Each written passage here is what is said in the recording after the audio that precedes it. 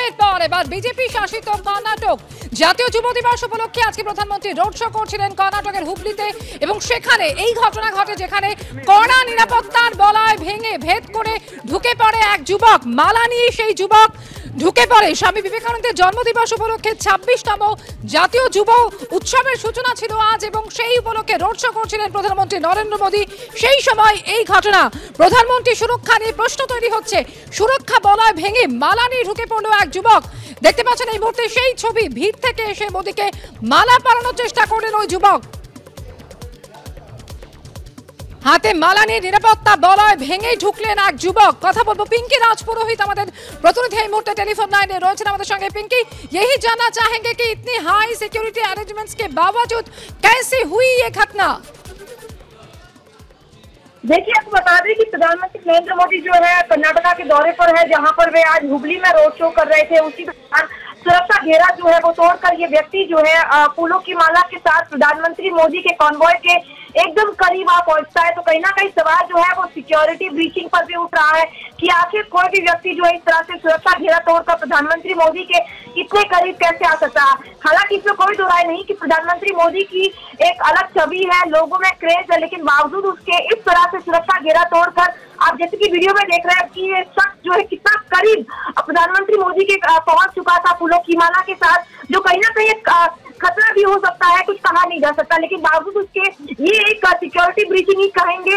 हालांकि फिलहाल जो है पुलिस ने इस व्यक्ति को डिटेन कर दिया है, लेकिन सवाल यही उठ रहा है कि प्रधानमंत्री मोदी के रोड शो में आखिर इतनी बड़ी सिक्योरिटी चूक जो है वो कैसे हो जाती है।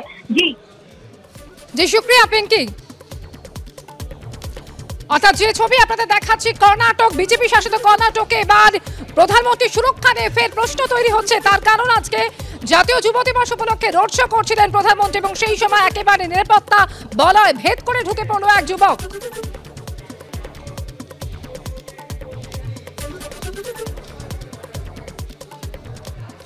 জাতীয় যুব দিবস উপলক্ষে কি বলছেন প্রধানমন্ত্রী, সরাসরি চোখ রাখবো কর্ণাটকে। आदरपूर्वक श्रद्धांजलि अर्पित करता हूं। साथियों, स्वामी विवेकानंद जी का कर्नाटका से अद्भुत रिश्ता था। उन्होंने अपने जीवन काल में कर्नाटका और इस क्षेत्र की कई यात्राएं की थी। बंगलुरु जाते समय वो हुबली, धारवाड़ भी आए थे। इन यात्राओं ने उनके जीवन को एक नई दिशा दी थी। मैसूरू के महाराजा भी उन लोगों में से एक थे जिन्होंने स्वामी विवेकानंद जी को शिकागो यात्रा में उनकी मदद की थी। स्वामी जी का भारत भ्रमण इस बात का भी प्रमाण है कि कितनी ही सदियों से हमारी चेतना एक थी, एक राष्ट्र के रूप में हमारी आत्मा एक थी। ये एक भारत श्रेष्ठ भारत की भावना का अमर उदाहरण है। इसी भावना को अमृत काल में देश नए संकल्पों के साथ आगे बढ़ा रहा है। साथियों, स्वामी विवेकानंद जी कहते थे कि जब युवा ऊर्जा हो, जब युवा शक्ति हो, तो भविष्य का निर्माण करना, राष्ट्र का निर्माण करना उतना ही आसान होता है। कर्नाटका की इस धरती ने खुद ऐसी कितनी ही महान विभूतियां दी है, जिन्होंने अपने कर्तव्यों को सर्वोपरि रखा। बेहद कम उम्र में असाधारण काम किए। कित्तूर की रानी चेन्नम्मा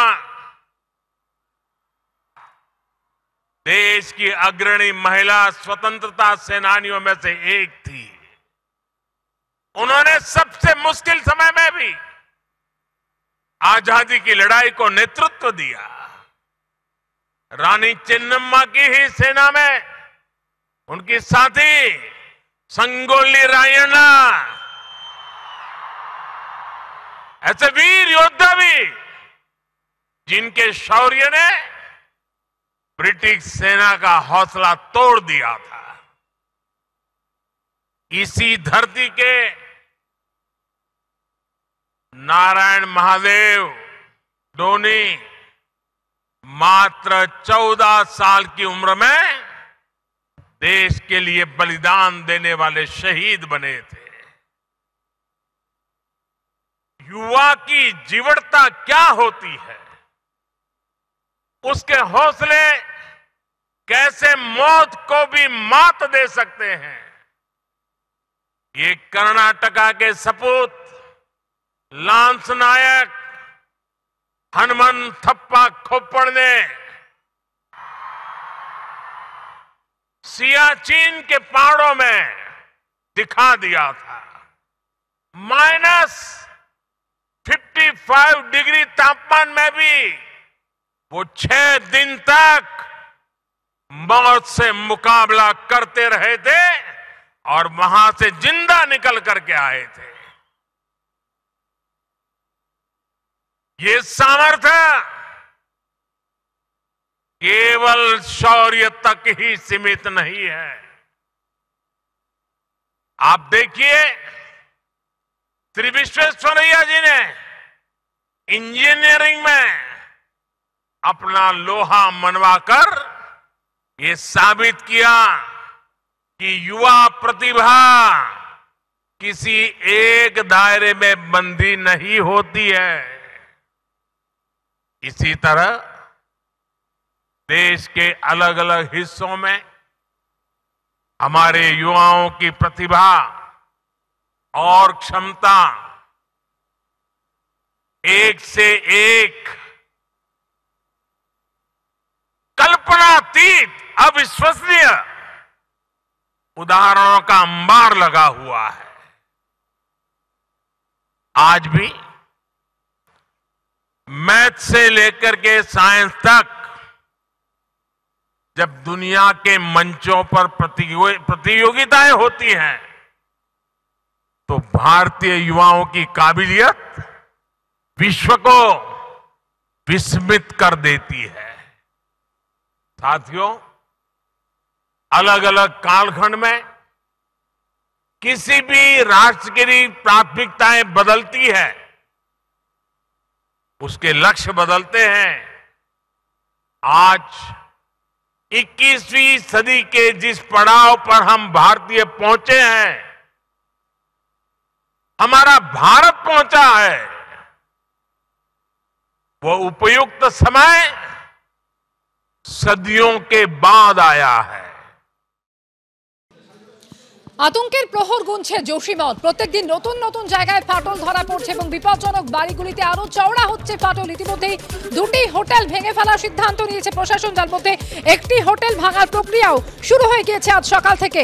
তবে হোটেল ভাঙার আগে ক্ষতিপূরণের দাবি জানিয়েছেন মালারি ইনের মালিক এবং প্রবল ঠান্ডার মধ্যেই হোটেলের সামনেই সাশ্রিক ধর্নায় বসেন তিনি। যদিও পরে সেই হোটেল অর্থাৎ মালারি ইন ভাঙার কাজ ইতিমধ্যেই শুরু হয়েছে। আরো একটি হোটেল মাউন্ট ভিউ, সেই হোটেলও ভেঙে ফেলার সিদ্ধান্ত নিয়েছে প্রশাসন।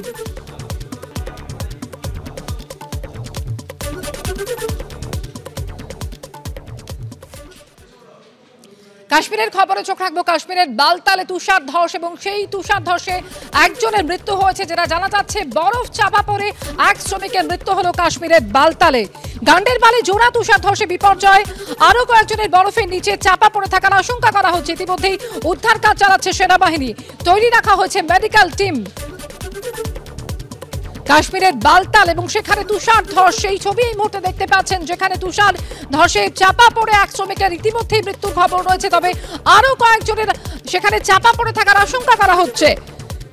গান্ডের বালে জোড়া তুষার ধসা এবং সেখানে বিপর্যয় নেমে আসে, বরফে চাপা পড়ে এক শ্রমিকের ইতিমধ্যেই মৃত্যুর খবর রয়েছে। সন্দীপ সরকার আমাদের প্রতিনিধির সঙ্গে কথা বলবো। সন্দীপ, এক শ্রমিকের মৃত্যুর খবর রয়েছে এবং আরো কয়েকজনের চাপা পড়ে থাকার আশঙ্কা, ঠিক কি পরিস্থিতি এই মুহূর্তে সন্দীপ? দেখো, গান্ডেরবালে জোড়া তুষারধসের ঘটনা ঘটেছে বালতালে আজকে সকালবেলা। পরপর অল্প সময়ের ব্যবধানে দুটি তুষারধসের ঘটনা ঘটে এবং সেই তুষারধসে এক শ্রমিকের মৃত্যু হয়েছে বরফ চাপা পড়ে, সেরকমটাই কিন্তু স্থানীয় প্রশাসনের তরফে জানানো হয়েছে। মেডিকেল টিম প্রস্তুত রাখা হয়েছে, সেনাবাহিনী উদ্ধার কার্যে নেমেছে এবং বড়সড় এই তুষারধস ঘটনার পর আর কে চাপা পড়ে রয়েছে, কতজন চাপা পড়ে রয়েছে সে বিষয়টা এখনো নিশ্চিত নয়। উদ্ধার কাজে আধুনিক প্রযুক্তির সাহায্য দিচ্ছে ভারতীয় সেনাবাহিনী এবং সেই উদ্ধার কাজ ইতিমধ্যেই শুরু হয়ে গিয়েছে। যে শ্রমিকের মৃত্যু হয়েছে বলে এখনো পর্যন্ত খবর, দেহ উদ্ধার এখনো পর্যন্ত হয়নি। আর কারা কারা নিখোঁজ রয়েছেন স্থানীয় মানুষজনের সাথে কথা বলে সেই তালিকা প্রস্তুত করার কাজ চলছে, যদিও এখনো পর্যন্ত প্রাথমিকভাবে যেটা জানা গিয়েছে যে আরো অন্তত একজনের চাপা পড়ে থাকার খবর এখনো পর্যন্ত নিশ্চিতভাবে প্রশাসনের কাছে রয়েছে। আর কেউ চাপা পড়ে আছে কিনা সেই বিষয়টা খোঁজ খবর শুরু হয়েছে, স্থানীয় মানুষজনের সাথে তারা কথা বলছে। ধন্যবাদ সন্দীপ। যে খবরে চোখ রাখবো, বিশ্বভারতীর উপাচার্য বিদ্যুৎ চক্রবর্তীর বিরুদ্ধে সরব প্রখ্যাত মার্কিন ভাষা বিজ্ঞানী নোয়াম চমস্কি। বিশ্বভারতীর উপাচার্যের বিরুদ্ধে সরব হয়েছেন তিনি এবং ভারতবর্ষ সহ বিশ্বের বিভিন্ন বিশ্ববিদ্যালয় থেকে 261 জন শিক্ষাবিদের সমর্থনে চিঠি, রাষ্ট্রপতিকে চিঠি 261 জনের। উপাচার্যের বিরুদ্ধে স্বাক্ষর অভিযানে সামিল অমর্ত্য সেনের কন্যাও। দীর্ঘ 4 বছরে একাধিক অধ্যাপক অধ্যাপিকা পড়ুয়াকে সাসপেন্ড বরখাস্ত করেছে বিশ্বভারতী কর্তৃপক্ষ। উপাচার্যের বিরুদ্ধে সরব ভারতবর্ষের বিভিন্ন বিশ্ববিদ্যালয়ের অধ্যাপক অধ্যাপিকা শিক্ষাবিদরা। উপাচার্যের বিরুদ্ধে ভারতের রাষ্ট্রপতি দ্রৌপদী মুর্মুকে চিঠি, চিঠিতে সমর্থন ম্যাসাচুসেটস ইনস্টিটিউট অফ টেকনোলজি প্রখ্যাত তাত্ত্বিক ভাষাবিজ্ঞানী নোয়াম চমস্কি।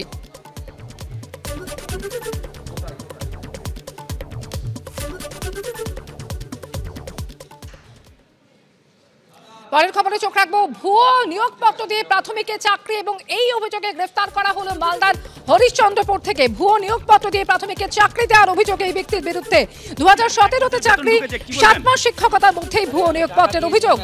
কাকে দিয়েছিলেন টাকা? গিয়াসউদ্দিন শেখের বাড়ি কোথায় তার? মোথাবাড়ি। কি করে সে? কি করে? এমনি পার্টি সাটি করে। কোন স্কুলে চাকরি করেছিল? এমনি হলো আমি এমনি বলছি যে মজুমদার ভুয়ো চাকরি করছিলেন, 1 মাসের বেতন ঢুকেছে, কি বলবেন? আরে আমি টাকা দিয়েছিলাম একজনকে। কাকে দিয়েছিলেন টাকা? গিয়াসউদ্দিন শেখের বাড়ি কোথায় তার? মোথাবাড়ি। কি করে সে? কি করে? এমনি পার্টি সাটি করে। কোন স্কুলে চাকরি করেছিল? করুণাময় সিংহ আমাদের প্রতিনিধি এই মুহূর্তে টেলিফোনে রয়েছেন আমাদের সঙ্গে। করুণাময়, 2017-তে চাকরি এবং 7 মাস শিক্ষকতার মধ্যেই ভুয়ো নিয়োগপত্র দেওয়ার অভিযোগ, ঠিক কি কি অভিযোগ রয়েছে এই ব্যক্তির বিরুদ্ধে? দেখো, 2017 সালের 16ই মার্চ মোহাম্মদ মহসিন হরিশ্চন্দ্রপুরের কুমেদপুর বেতাহাল প্রাইমারি স্কুলে যোগদান করেন সহকারী শিক্ষক হিসেবে। বাড়ি হচ্ছে হরিশ্চন্দ্রপুরের সুলতাননগর এলাকায়। যেটা অভিযোগ যে এই যে নিয়োগপত্র, সেই নিয়োগপত্র ভুয়ো। 2017 16ই মার্চ তিনি যোগদান কাগজপত্র ভেরিফিকেশন হওয়ার জন্য যায়, তখন দেখা যায় যে প্রাইমারি বোর্ড দেখে যে তার নিয়োগপত্রটি ভুয়ো। স্বাভাবিকভাবেই তার বেতন বন্ধ করে দেওয়া হয়। এরই মাঝে 1 মাসের বেতন পেয়েছিলেন এই মোহাম্মদ মহসিন। 2019 সালে মোহাম্মদ মহসিন কলকাতা হাইকোর্টের দ্বারস্থ হন তার বেতন চালু করার জন্য মামলা করেন আদালতে, এবং সেই মামলা চলাকালীনই আদালত একদিকে যেমন প্রাথমিক যে শিক্ষা সংসদ, শিক্ষা সংসদ এবং হরিশ্চন্দ্রপুর থানার পুলিশ তাদেরকে নির্দেশ দেয় যে এই ব্যক্তির মোহাম্মদ মহসিন তার যে সমস্ত কাগজপত্র রয়েছে, নথি রয়েছে, সেগুলো যাচাই করে কোর্টকে জানানোর জন্য। যখন এই দুটি দপ্তর থেকে যখন যাচাই করা হয়, তখন দেখা যায় যে এই মোহাম্মদ মহসিনের যে নিয়োগপত্র, সেই নিয়োগপত্র জাল। কোর্টের সামনে এই বিষয়টি আসছে। কোর্ট 1 মাসের যে বেতন যেটা ড্র করেছিলেন মোহাম্মদ মহসিন, তার বেতন ফেরত দেওয়ার নির্দেশ দেওয়া হয়, তার মামলা খারিজ করে দেওয়া হয়, এমনকি এই ব্যক্তিকে গ্রেফতারের নির্দেশ দেওয়া হয়, পুলিশকে গ্রেফতারের নির্দেশ দেয় আদালত। সেই মতো একেবারে করুণাময়, এবং সেই নির্দেশ পাওয়ার পরে, রিপোর্ট পাওয়ার পরেই গ্রেফতারি পরোয়ানা এবং এরপর বাড়ি থেকে গ্রেফতার করা হয় ওই ব্যক্তিকে। ধন্যবাদ করুণাময় তোমাকে।